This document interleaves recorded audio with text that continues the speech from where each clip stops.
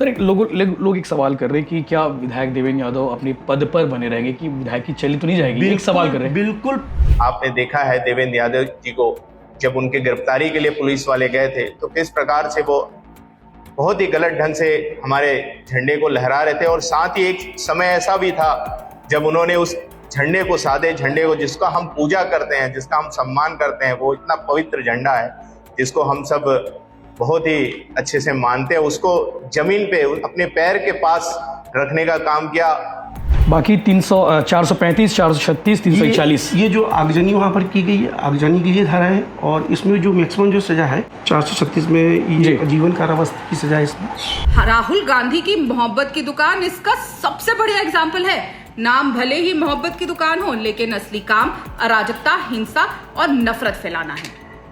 राहुल की इसी दुकान का एक नगीना देवेंद्र यादव अब छत्तीसगढ़ के रायपुर के सेंट्रल जेल के सलाखों के पीछे पहुंच चुका है। भिलाई से कांग्रेस विधायक देवेंद्र यादव 10 जून को बलौदा बाजार में हुई हिंसा का मुख्य आरोपी है जी। उसके पश्चात जो इसमें जो लगी है 307 जी, हाफ मर्डर, हाफ मर्डर का हत्या का प्रयास जिसको बोलते हैं जी। इसमें जो पनिशमेंट है वो मैक्सिमम 10 वर्ष तक का भी जा सकता है, 10 वर्ष 7 से 10 वर्ष तक अगर साबित हो गए जी, जी, आरोप साबित हुए तो। लेकिन इस मामले में ये चीज़ देखी जा रही है कि जो धाराओं देखने के बाद में और जो अपन घटनाक्रम का जो अवलोकन कर रहे हैं, जो पता लग रहा है, उसमें हमारी प्रत्यक्ष भूमिका नहीं है। नमस्कार, जय जोहार, जय छत्तीसगढ़। मैं यशवंत साहू, आप देखना शुरू कर चुके हैं भिलाई टाइम्स, और आप इस वीडियो को अंत तक जरूर देखें क्योंकि ये वीडियो कोई पॉलिटिकल एनालिसिस नहीं है, ये वीडियो इंफॉर्मेटिव है। इंफॉर्मेटिव इसलिए क्योंकि भिलाई नगर विधायक देवेंद्र यादव गिरफ्तार हो गए हैं। गिरफ्तार होने के बाद जो धाराएं लगाई गई हैं, जो आईपीसी के तहत एक्ट लगाए गए हैं, उस एक्ट पर बात होगी, उन धाराओं पर बात होगी, कौन कौन सी धाराएं लगाई गई, क्योंकि लगातार चर्चा हो रही है कि विधायक देवेंद्र यादव के खिलाफ 20 धाराएं लगाई गई हैं। वो 20 धारा कौन कौन सी है, उन सारे विषयों पर बात होगी। हमारे साथ सीनियर एडवोकेट अशोक शर्मा जी हैं, जिन्हें आप सब जानते हैं, ध्रुव भिलाई के लोग, छत्तीसगढ़ के लोग भी जानते हैं, काफ़ी प्रतिष्ठित वकील हैं। सारे विषयों पर बात करेंगे। सर पहले तो नमस्कार, जय जोहार, आपका कीमती समय के लिए धन्यवाद, क्योंकि आप लगातार क्लाइंट के साथ बैठे हुए थे, मैं देख पा रहा था, और आपने अपना कीमती समय हमें 5 मिनट दिया। हो सकता है 5 मिनट 10 मिनट भी हो सकता है। बिल्कुल। सबसे बड़ा सवाल सर, देवेंद्र यादव चूंकि जेल में है और 20 धाराएं लगाई गई हैं, पहले ये समझाइए कि जो धारा लगाई गई हैं ये सब अभी साबित तो नहीं हुए हैं, आरोप है, सभी धाराएं आरोप के तहत में हैं। लोगों के सवाल है कि 20 धाराएं कैसे लग गई होगी, इतनी सारी धाराएं पुलिस ने क्यों लगाई होंगी, एक बड़ा सवाल है। देखिए, ये जो पुलिस जब तथ्यों के आधार पर धाराएं निर्मित हो रही है, वैसे कार्य होंगे जिन कार्यों को किया गया, इसलिए ये धारा लगी है। बिल्कुल, आपने सारी धारा देखी है, काफी गंभीर धाराएं, चूंकि आज इस पर लगातार बात हो रही है। कांग्रेस के नेता तमाम हैरान भी है कि इतनी सारी धाराएं कैसे लग गई, इतनी संगीन धाराएं कैसे लगी, ये भी सोच में है। तो सर एक सबसे बड़ा सवाल है कि 153A, 501A, 505(1) B, 501(1)C, ये धाराओं को एक्सप्लेन करिए, उसके बाद हम आगे और बढ़ते जाएंगे, क्योंकि कई गंभीर धारा 120B, ये धारा के बारे में आप बताइएगा। इसके अलावा जो धारा लगी है, इस धारा के तहत कितनी सजा हो सकती है, ये भी एक्सप्लेन करिएगा थोड़ा सा। देखिए, ये जो आपने 153A की बात की है जी, हाँ। ये जो 153 है, ये धर्म जाति के आधार पर वैमनस्य फैलाने वाली धारा है, और इस धारा में जो मैक्सिमम सजा है वो 3 वर्ष की जी, 3 साल की सजा हो सकती है। जी।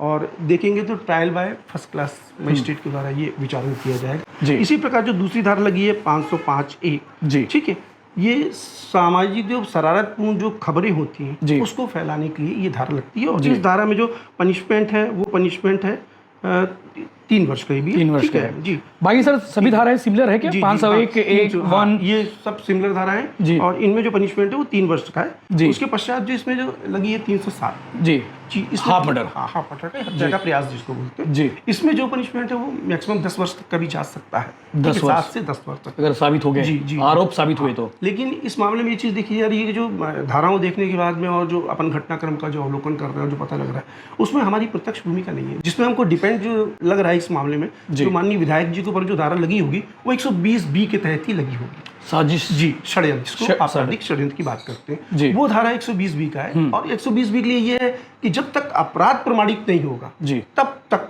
षड्यंत्र प्रमाणित नहीं होता है जी, ये सच। मतलब इस पूरे हिंसा के साजिश के तौर पे उनके देखा जा रहा है। उसके बाद ये बलवा की धारा लगी है 141, 47, 49 ये जो लगी हैं कंटिन्यू 147, 148, 149। जी जी, ये दंगे की धारा है। इनमें जो मैक्सिमम सजा है वो 2 और 3 वर्ष की है, उससे ज़्यादा सजा नहीं है। बिल्कुल। 186, 353। ये सरकारी जो लोक सेवक हैं उनके कार्यों में बाधा पहुंचाना, जी ठीक है, और उसको बलपूर्वक रोकना। ये जो सरकारी कार्य की जितनी भी रोक होती है, जी, जो उन्हें रोकने का प्रयास किया होगा सरकारी कर्मचारियों ने, पुलिस वालों ने उन रोक लगाई, इस पे ये सेक्शन लगते हैं। जी।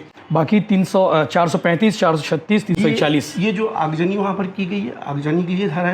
और इसमें जो मैक्सिमम जो सजा है 436 में ये जीवन कारावास की सजा है इसमें।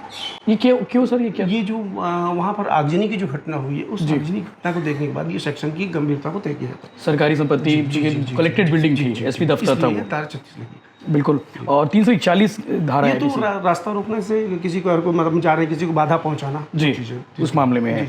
427 आईपीसी भी है। ये रिश्ती का है जिसमें मतलब नुकसान करना, वो नुकसान चाहे 5 रुपए का हो चाहे वो 5 लाख रुपए का हो, ये रिश्ती की संबंधित धारा है सरकारी संपत्ति का। आईपीसी 3-4 सार्वजनिक संपत्ति क्षति निवारण अधिनियम। जो संपत्ति जो आगजनी जहाँ हुई सरकारी संपत्ति है, उस संपत्ति को नुकसान पहुंचा उसके संबंध में ये भी trial by first class magistrate की धारा है। जो पहली धारा जो मैं बता रहा हूँ जो हीनियस धाराएं लगी हैं वो है 307 है जी, जो काफी गंभीर है। जी जी गंभीर। और इनका जो ट्रायल होगा वो सेशन न्यायालय के द्वारा किया जाएगा। बिल्कुल सर। लोग एक सवाल कर रहे हैं कि क्या विधायक देवेंद्र यादव अपने पद पर बने रहेंगे, कि विधायक की चली तो नहीं जाएगी? एक सवाल कर रहे हैं। बिल्कुल पद पे रहेंगे और इनको कोई पद से नहीं हटा सकता जब तक आरोप है। जी। अगर आरोप साबित हो गए उसके बाद में जैसे पनिशमेंट है, एमपी एमएलए कोड बने हुए हैं। बात करूंगा 2017 में सुप्रीम कोर्ट के द्वारा ये आदेश किया गया है कि हर एक क्षेत्र में एमपी एमएलए कोड बनाए जाएंगे, जिसमें जो माननीय लोग हैं उनके मामलों का विचारण किया जाएगा। तो देवेंद्र यादव की जो अभी ये एमपी एमएलए कोर्ट भी जाएगा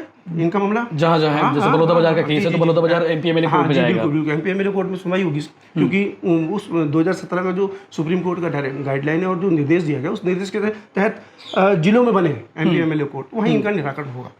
जिसमें ये भी प्रावधान है कि अगर आरोप साबित होते हैं तो मुश्किल है, तो 6 साल वहां पे पनिशमेंट भी अगर होती है 6 साल तक तो चुनाव नहीं लड़ पाएंगे। उसके फिर वो स्थिति बन जाती है चुनाव लड़ने की, अगर साबित हो गया तो। इन साबित होने में कितना वक्त लग जाता होगा? देखिए एमपी एमएलए कोर्ट का तो ये है कि 1 साल के अंदर में आपको ट्रायल खत्म करना है। मॉनिटरिंग भी है, जो छत्तीसगढ़ हाई कोर्ट है, अगर डिस्ट्रिक्ट कोर्ट में चलेगा वो मॉनिटरिंग करेगा। नियमतः तो 1 साल में आपको ट्रायल लेना है। ये पूरा मामले का जो समाधान है, जैसे विधायक देवेंद्र यादव के मामले का जी 1 साल के अंदर में करना होगा। इनको करना है एमपी एमएलए कोर्ट को। जी। बाकी चालान पेश करने की जो दिन होती है वो तो 90 दिन रहेगा ही रहेगा। 307 लगी है तो 90 दिन में चालान तो 90 दिन में चालान पेश करना होगा। बाकी सर एक सवाल एक और बनता है, बलौदा बाजार कोर्ट में माननीय जज के सामने देवेंद्र यादव को पेश किया गया, वहां से पुलिस रिमांड मांग रही थी, पुलिस को रिमांड नहीं मिली, लेकिन न्यायिक हिरासत में जेल भेजे गए। अगर पुलिस रिमांड मिलती तब क्या होता, और न्यायिक हिरासत में जेल भेजे गए हैं, ये दोनों चीजों को समझाइए कि आखिर क्या हुआ। मैं ये जानकारी आपके जो दर्शकों को उनको बताना चाहूँ कि देखिए रिमांड लोग समझते हैं एक ही समान समझते हैं कि रिमांड जो है वो रिमांड लेने के बाद में उसको जेल भेज दिया जाता है। ठीक है, रिमांड 2 तरीके की है, एक पुलिस रिमांड है, एक जुडिशियल रिमांड है। जी। पुलिस रिमांड में पुलिस को जब लगता है कि नहीं किसी आरोपी को हमने पकड़ा है, उससे हमको कुछ मशहूर जब्त करना है या कुछ और ऐसी सामग्री है जो अपराध से संबंधित है, तो वो माननीय न्यायालय के सामने आवेदन लगाती है कि आरोपी जिसको हमने पेश किया है इसको हमको पूछताछ के लिए दिया जाए, रिमांड मांगी। उस स्थिति में होता है कि उस आरोपी को पुलिस माननीय न्यायालय 2 दिन 4 दिन 6 दिन जैसा पुलिस अधिकतम कितने दिन दे सकते हैं सर? 15 दिन का रिमांड होता है। और नया जो बीएनएस अभी बना है उस बीएनएस में तो रिमांड की अवधि को ही समाप्त कर दिया गया। कभी मतलब जितने पुलिस जितने दिन रखना चाहे उस दिन रख सकती है। जैसे चालान पेश करने की अवधि 60 और 90 दिन की है, तो 60 और 90 दिन भी रख सकती है आज ही वर्तमान बीएनएस में। लेकिन चूंकि ये जो अपराध दर्ज हुआ था ये बीएनएस लागू होने के पहले दर्ज 10 जून का घटना है। जी, इसलिए जो सेक्शन लगे हैं वो पुरानी आईपीसी में लगे, बीएनएस में नहीं लगाया गया। इसलिए ये स्थिति पुलिस जो रिमांड मांगी होगी, और मेरे विचार से चूंकि उनको रिमांड नहीं दी गई, मैंने आदेश पत्रिका नहीं देखी है, मुझे शायद अपने अनुभव के हिसाब से लगता है कि वो जो रिमांड उन्होंने मांगी होगी उसमें कोई ऐसे आधार नहीं दिए होंगे जिसके आधार पर जिनको आरोपी बनाया गया उनसे किसी प्रकार की हमको सीजर करना है या अन्वेषण में इनकी आवश्यकता है। इसलिए न्यायालय ने उसको देखते हुए, क्योंकि आवश्यकता नहीं, रिमांड नहीं दी, इसलिए जुडिशियल रिमांड दे दी, उनको जेल भेज दिया। जुडिशियल रिमांड में क्या होता है सर? मतलब जुडिशियल रिमांड 20 अगस्त तक है। जी, जुडिशियल रिमांड में जिस दिन कोर्ट के सामने पेश किया 20 अगस्त तक उनको पुलिस जेल भेज दिया जाता है। सेंट्रल जेल रायपुर भी जेल में रखा जाएगा। 20 तारीख को पुनः उनको कोर्ट में पेश किया जाएगा। तो अभी इस बीच में 3 दिन जो है पूछताछ नहीं होगी? नहीं, बिल्कुल। तो देखिए पुलिस अब जब जेल चले गए हैं, अगर उनको पुलिस रिमांड लेती तो पूछताछ करती हमने जाके। अब वो जेल में पुलिस जैसा आपने बताया कि न्यायालय ने उनके आवेदन को खारिज कर दिया पुलिस रिमांड का, तो जेल में कोई पूछताछ नहीं होगी उनसे भी। सामान्य बाकी जो जी अपराधी रहते हैं, सामान्य रिमांड होती वो होती, बिल्कुल बिल्कुल इस मामले में।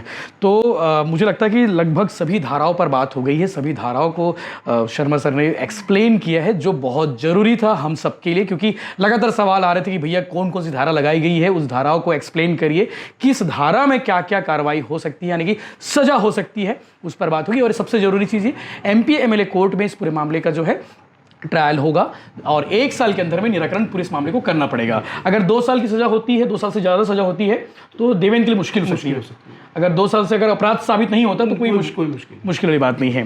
तो आगे अपडेट्स के लिए बनी रही चैनल के साथ में। आपको लगातार इस विषय पर हम आपको अपडेट्स के साथ साथ नॉलेज भी देते रहेंगे। आप आगे इस वीडियो में देखेंगे गुरु खुशवंत साहब, जो सतनामी समाज के गुरु है और आरंग विधायक, उन्होंने आज प्रेस कॉन्फ्रेंस लिया है। प्रेस कॉन्फ्रेंस में विधायक देवेंद्र यादव को लेकर उन्होंने क्या कुछ कहा है, इस एपिसोड में उन्होंने क्या कुछ कहा है, सब कुछ आपको आगे इस वीडियो में देखने को मिलेगा। हमारी बातचीत कैसे लगी आप हमें कमेंट करके जरूर बताएं। इसके अलावा और कोई सेक्शन, कोई धारा अगर आपको लगता है जानना चाहिए, वो आप कमेंट करके जरूर बताइए। वकील साहब से हम कभी फुर्सत में मिलेंगे, उस पर भी हम बात करेंगे। जय हिंद, जय जवाहर, जय श्री। निश्चित ही आज का जो प्रेस कॉन्फ्रेंस है बहुत ही संवेदनशील विषय पे है और ऐसे प्रेस कॉन्फ्रेंस हमारे बीच में उपस्थित हमारे प्रदेश मीडिया प्रभारी अमित चिन्नानी भैया जी और हमारे दयावंत बांदे जी प्रदेश महामंत्री अनुसूचित जाति भाजपा और हमारे उमेश जिभेकर जी प्रदेश कार्यालय प्रभारी, संदीप सांडे जी प्रदेश प्रभारी IT सेल, अरुण मिरी जी, खेमलाल जी और अभी सभी आप सभी प्रेस के मित्र साथ। आपने कल की घटना को देखा है कि किस प्रकार हमारे सतनामी समाज का जो आस्था का जो झंडा है, सादा झंडा, जिसको हम शांति का प्रतीक चिन्ह कहते हैं, हमारे सत्य और अहिंसा का प्रतीक चिन्ह कहते हैं, और जिसको पूरा करोड़ों सतनामी समाज जो पूरे देश में निवास करते हैं वो उस सादा झंडे की पूजा करते हैं, जिसको किस प्रकार अपमानित करते हुए, उस सादे झंडे का अपमान करते हुए, सतनामी समाज के आस्था का अपमान करते हुए किस प्रकार झंडा को लहराते हुए आपने देखा है देवेंद्र यादव जी को जब उनके गिरफ्तारी के लिए पुलिस वाले गए थे तो किस प्रकार से वो बहुत ही गलत ढंग से हमारे झंडे को लहरा रहे थे। और साथ ही एक समय ऐसा भी था जब उन्होंने उस झंडे को, सादे झंडे को, जिसका हम पूजा करते हैं, जिसका हम सम्मान करते हैं, वो इतना पवित्र झंडा है जिसको हम सब बहुत ही अच्छे से मानते हैं, उसको जमीन पे अपने पैर के पास रखने का काम किया। इस तरीके के सतनामी समाज के आस्था को कहीं ना कहीं ठेस पहुंचाने का काम किया। आज सतनामी समाज अपने आप को बहुत ही ज्यादा आहत महसूस कर रहा है, क्योंकि पहले ही सतनामी समाज के सेत खाम को अभी खंडित जब हुआ था तो उसमें माननीय मुख्यमंत्री विष्णुदेव साय जी की सुशासन की सरकार ने त्वरित कार्यवाही करते हुए 3 लोगों को गिरफ्तार भी किया था।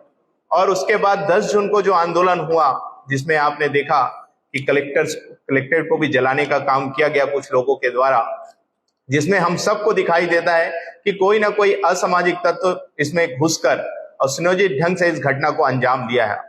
और जो कांग्रेस के जो नेतागण जो दिखाई दे रहे हैं, उस फोटोज में दिखाई दे रहे हैं, वीडियोस में दिखाई दे रहे हैं कि कांग्रेस के नेतागण वहां पर पहुंचे और कहीं ना कहीं उन्हीं के ऊपर ये इल्जाम हमें जाते हुए भी दिखाई दे रहा है, क्योंकि समाज को भड़काने का काम उन लोगों ने किया। और उसके बाद आपने देखा है किस प्रकार की घटना हुई थी और आज उनकी गिरफ्तारी हो रही है तो एक हाथ में सादा झंडा जिसका अपमान कर रहे हैं और संविधान की बुक लेकर चल रहे हैं और संविधान की बात कर रहे हैं और संविधान का पालन भी नहीं कर रहे हैं। जब पुलिस प्रशासन उनको बुला रही है कि आप आइए और अपना बयान दीजिए, तो बयान देने के लिए उनके पास समय नहीं है, लेकिन ढोंग रचने के लिए, नौटंकी रचने के लिए उनके पास पूरा समय है। आप देख रहे हैं किस प्रकार से पूरे समर्थक को बुलाकर जब पुलिस आई है, अगर आप निर्दोष हैं तो किस बात का डर है, आप किस चीज का भय है आपको? तत्काल आपको अपना बयान देना चाहिए, आपको पुलिस के साथ जाना चाहिए। लेकिन मालूम है कहीं ना कहीं कुछ तो गलती है, तिनका में कहीं ना कहीं दाल तो है। इस कारण कहीं ना कहीं इस टाइप का प्रोपोगंडा करने का काम उन लोगों के द्वारा किया जा रहा है और कहीं ना कहीं कांग्रेस पार्टी जो है और उनके जो बड़े नेता हैं वो कहीं ना कहीं दोषियों को बचाने का काम कर रही है। आज सुशासन की सरकार में, विष्णुदेव साय जी के शासन में सतनामी समाज को न्याय मिलने जा रहा है। आज कहीं ना कहीं न्यायिक जांच की घोषणा हुई है, तो उसमें निश्चित ही न्यायिक जांच में जब जांच होगी तो दोषी उसमें पकड़े जाएंगे और सतनामी समाज को भी न्याय मिलेगा और प्रदेश को न्याय मिलेगा। लेकिन इनके लीडर्स प्रेस वार्ता करके बताना चाह रहे हैं कहीं ना कहीं कि जो देवेंद्र यादव है वो प्यादा है और इसका सरंगना कोई और है, और इनके लीडर इसमें कहीं ना कहीं जुड़े हुए हैं, तभी अपराधी को बचाने के लिए इस प्रकार का प्रोपेगेंडा कर रहे हैं। और आपने देखा भी है, जब जब सूबे के जो मुख्यमंत्री रहे, तत्कालीन के मुख्यमंत्री भूपेश बघेल ने जब जब प्रेस वार्ता की है, तब तक दोषी सिद्ध हुए हैं। चाहे आप सौम्या चौरसिया को ले लो, चाहे और जितने लोग जेल में हैं उन लोग को देख लीजिए, उनकी जमानत आज तक नहीं हुई है, वो सारे के सारे जेल में। तो इससे प्रतीत होता है कहीं ना कहीं ये सारे लोग इससे जुड़े हुए हैं। साथ ही देवेंद्र यादव ने इतनी ज्यादा गलत काम किए हैं, आप देख रहे होंगे कि जब पुलिस उनको गिरफ्तार करने के लिए गई तो उन्होंने अपने पूरे समर्थकों के साथ वहां हुड़दंग मचाने का प्रयास किया, पुलिस प्रशासन का मदद नहीं किया, उनको और रोकने का काम किया। और तो और जब जेल लेकर जा रहे थे, उनको कोर्ट में पेश किया गया, कोर्ट में पेश करने के बाद जेल ले जाने की जब बात आई तो उनके जो समर्थक, उन्होंने किस प्रकार का अभद्रता का व्यवहार किया आपको मालूम ही है कि हमारे जो प्रहरी होते हैं जेल के, उनको बंदूक तक तानना पड़ा, इतना ये नौबत आया। तो ये सारी चीजों से समझ में आता है कि जिस प्रकार से उनके समर्थक इतने अभद्र व्यवहार करें, तो इसी से समझ में आता है कि देवेंद्र यादव जी का आचरण क्या होगा, वो क्या करते होंगे, इससे ही समझ में आता है। तो कहीं ना कहीं पूर्ण रूप से आज सतनामी समाज बहुत ही ज्यादा आहत महसूस कर रहा है, क्योंकि उन्होंने आज हमारे जो सादा झंडा है, प्रतीक चिन्ह है, उसको उन्होंने अपमान करने का काम किया है। और सही कहीं ना कहीं विष्णुदेव साय जी के सुशासन में आज सतनामी समाज को न्याय मिल रहा है। और सतनामी समाज आंखें लगाए के रखा हुआ है कि कब दोषी जेल में जाएंगे, कब ऐसे जो षड्यंत्रकारी जो सतनामी समाज को बदनाम करने का प्रयास किया, शांतिपूर्ण आंदोलन को ऐसे गलत चीज में डाइवर्ट करने का काम किया, और सतनामी समाज जो सत्य और अहिंसा के मार्ग में चलने वाला समाज है, उसको ऐसे गलत तरीके से बदनाम करने का जो प्रयास किया, आज कहीं ना कहीं सुशासन की सरकार में उसको न्याय मिलना है। और न्याय मिलने के जा रहा है तो उसमें ऐसे बीच में आकर ये प्रोपेगेंडा करके समाज को बदनाम करने का प्रयास ये लोग कर रहे हैं। लेकिन मुझे पूरा विश्वास है माननीय मुख्यमंत्री विष्णुदेव साय जी के सुशासन पे कि चाहे वो कितना भी बड़ा व्यक्ति हो, संविधान हर किसी के लिए है, चाहे कोई बड़ा हो या छोटा हो, संविधान सबके लिए बराबर है और संविधान के माध्यम से हर किसी को न्याय मिलेगा। अगर देवेंद्र यादव जी अगर अपने आप को बोलते हैं कि मैं निर्दोष हूं, तो उनको पुलिस प्रशासन का मदद करना चाहिए, ना कि विरोध करना चाहिए, यही मैं कहना चाहता हूं। और साथ ही आपको मालूम ही होगा, ये कांग्रेस पार्टी आज सतनामी समाज की हितैषी बनने के ढोंग कर रही है, लेकिन आपने देखा होगा पिछले 5 साल 2018 से 2023 तक सतनामी समाज के ऊपर अनगिनत इन्होंने प्रताड़ना किया है। जो बिलासपुर में जो जैत खाम गड़ा हुआ था, उस रास्ता बनाने के नाम से उखाड़ने की बात हो, हमारे कवर्धा में धर्मपुरा कांड जहां जैत खाम को जलाने का कांड हो, और तो और गुरु घासीदास बाबा जी के जयंती के दिन लोरमी के लालपुर गांव में सूबे के मुख्यमंत्री जो तत्कालीन मुख्यमंत्री, उन्हें सतनामी समाज को भौंकने वाला समाज कहा। और साथ ही साथ एक और बहुत बड़ी बात, इतने उन्होंने सतनामी समाज को इतना अपमानित किया और इतना ज्यादा प्रताड़ित किया कि समाज को अब नग्न प्रदर्शन करना पड़ा। क्या आप ऐसा नग्न प्रदर्शन कभी कर सकते हैं? इतना ज्यादा प्रताड़ित करने का काम समाज को किया, इतना ज्यादा उन्होंने अपने बहुत ही ज्यादा प्रताड़ना को झेला है सतनामी समाज। आज सुशासन की सरकार आई है तो उनको विश्वास है चाहे कितना भी बड़ा अपराधी हो, निश्चित ही उसको जेल जाना पड़ेगा। आपके सवाल है मंत्री थे। गुरु जी, ये कांग्रेस बार बार कह रही है कि वहां पर उसकी भूमिका क्या थी, देवेंद्र यादव की भूमिका आप लोगों का समाज की ओर से कोई फीडबैक आया है क्या? उसने क्या किया जिसकी वजह से उसको गिरफ्तार किया? हर किसी का फीडबैक आ रहा है, हर कोई बोल रहा है कहीं ना कहीं उन्होंने समाज को भड़काने का काम किया है। समाज जब शांतिपूर्ण आंदोलन कर रहा था और न्यायिक जांच की घोषणा हो गई थी, तो हमारे जो समाज के प्रबुद्ध जन थे, उनका ये कहना था, उनको बताया जा रहा था कि समाज से वो इस बात का घोषणा करना चाह रहे थे कि न्यायिक जांच की घोषणा हो गई है और निश्चित ही हमें आने वाले समय में न्याय मिलेगा। लेकिन इनके जो नेता जो वहां पर मौजूद थे, जिन्होंने टेंट का व्यवस्था किया था, खाना पीना का व्यवस्था किया था, भीड़ ले जाने का व्यवस्था किया था, जो सुनियोजित ढंग से इन्होंने एक प्लान बना के काम किया था, किसी भी प्रकार से वहां इस घटना को अंजाम देना है और समाज को बदनाम करना है। जो शांतिपूर्ण छत्तीसगढ़, ये शांति की टापू कही जाती है, उसको सौहार्दपूर्ण व्यवहार को बिगाड़ने के लिए इन लोगों ने ये प्रयास किया। और आज जब से ये देवेंद्र यादव जी गिरफ्तार हुए हैं, तो निश्चित ही सत्तावी समाज के अनेक लोगों का आज धर्मगुरु, सत्तावी समाज के धर्मगुरु होने के नाते समाज के अनेक लोगों का लगातार कॉल आ रहा है और उन्होंने ये भी कह रहे हैं कि निश्चित ही ये अब बड़े लोगों की गिरफ्तारी होते हमें पूरा विश्वास है कि अब समाज को न्याय मिलेगा। ठीक है, चलो बहुत बहुत धन्यवाद। छोटा मोटा आदमी नहीं है देवेंद्र यादव, आप बोल रहे क्या है? कहीं ना कहीं देखिए जो उनके प्रेस कॉन्फ्रेंस जो उनके बड़े लीडर कर रहे हैं, इससे तो कहीं ना कहीं साबित हो रहा है कि उनके और बड़े लीडर भी इसमें शामिल हो सके, क्योंकि जो वही दोषियों को बचाता है जो उसमें कहीं ना कहीं शामिल है। तो कहीं ना कहीं उनका जो ये लोग प्रेस कॉन्फ्रेंस करके बहुत बड़ी बड़ी बातें जो कर रहे हैं वो भी इसमें शामिल हो सकते हैं। जब न्यायिक जांच होगी तो उसमें सच सामने आएगा। कह रहे हैं कि कई भाजपा के नेता भी मंच पे थे, उन्हें नोटिस नहीं दिया गया, गिरफ्तार नहीं किया गया। वो बताएं कौन भाजपा के नेता थे और कौन थे, किन्होंने क्या गलत किया है वो दिखाए। पुलिस उसमें निष्पक्ष जांच कर रही है और निष्पक्ष जांच करते उन्हें कहीं ना कहीं देवेंद्र यादव को दोषी पाया है, तभी आज उन्होंने उनको गिरफ्तार किया है। 180 लोग लगभग गिरफ्तार हो चुके हैं, तो कहीं ना कहीं जो दोषी है वो गिरफ्तार हो रहे हैं। तो निश्चित है और भी अगर कोई दोषी होगा तो गिरफ्तार होगा, और देवेंद्र यादव जी अगर दोषी नहीं है, अगर कहना चाहते तो पुलिस प्रशासन का मदद करें। पुलिस दबाव बना रही है और देवेंद्र यादव के खिलाफ बयान दर्ज करवा रही है। देवेंद्र यादव 12 गाड़ियों में आदमी लेकर देखिए ये अब पता तो चल गया है कि कांग्रेस का जो दोहरा चरित्र है वो अब सामने आने वाला है, क्योंकि न्यायिक जांच की घोषणा हो, उसमें जांच हो रही है और सच धीरे धीरे सामने आ रहा है। आज एक नेता की गिरफ्तारी हुई है और भी नेता की जब वो न्यायिक जांच में जब सामने आती जाएगी तो उनकी गिरफ्तारी होगी। तो ये सब चीजें अपने आप को बचाने के लिए इस टाइप का ढोंग रचने का प्रयास कर रहे हैं। किसी प्रकार का किसी कोई दबाव नहीं डाला जा रहा है, निष्पक्ष उसमें जांच हो रही है और जो दोषी है उसकी गिरफ्तारी हो रही है। कांग्रेस ये भी कह रही है कि अगर नोटिस दिया गया तो सनम जांगड़े समेत कई बीजेपी नेताओं को नाम दिए, कि उन्हें नोटिस क्यों नहीं दिया गया, जबकि टेंट पंडाल और पूरे भोजन की व्यवस्था उन्होंने। किसने कहा है? ऐसी कोई बात नहीं है।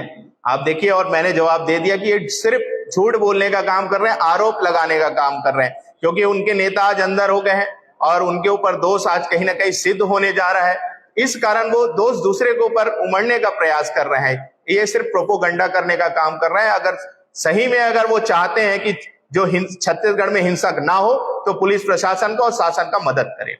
बहुत बहुत धन्यवाद। जय जोहार। हाथी की तरह कांग्रेस के भी दो दांत हैं, एक दिखाने के तो दूसरे खाने के। राहुल गांधी की मोहब्बत की दुकान इसका सबसे बढ़िया एग्जाम्पल है। नाम भले ही मोहब्बत की दुकान हो, लेकिन असली काम अराजकता, हिंसा और नफरत फैलाना है। राहुल की इसी दुकान का एक नगीना देवेंद्र यादव अब छत्तीसगढ़ के रायपुर के सेंट्रल जेल की सलाखों के पीछे पहुंच चुका है। भिलाई से कांग्रेस विधायक देवेंद्र यादव 10 जून को बलौदा बाजार में हुई हिंसा का मुख्य आरोपी है। ये वही देवेंद्र है जो मोहब्बत की दुकान के मालिक राहुल का खासम खास है। उसे भारतीय राष्ट्रीय युवा कांग्रेस का अध्यक्ष तक बनाए जाने की चर्चा है। भारत जोड़ो यात्रा में ये राहुल का सारथी बना घूमता था।